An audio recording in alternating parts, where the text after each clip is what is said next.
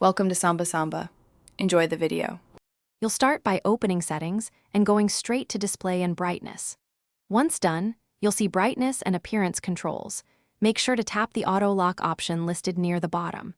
If your device asks for a passcode or Face ID, enter it now so you can change system settings.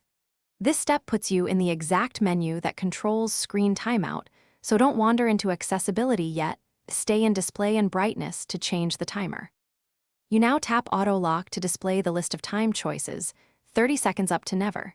Choose the duration you want. For reading or presentations, pick 5 or 10 minutes, or select Never only if plugged in or supervised. You're changing how long the screen stays active without interaction, which directly affects battery life, so balance convenience and power use. Once you pick a new value, the change applies immediately. Exit Settings and test. Finally, exit Settings and let the iPad sit to verify the new timeout.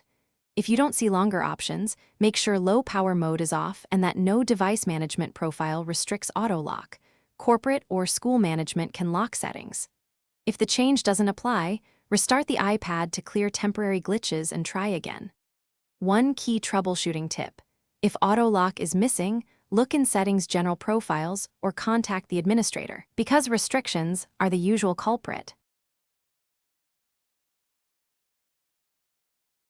Thanks for watching. Consider subscribing if we helped you.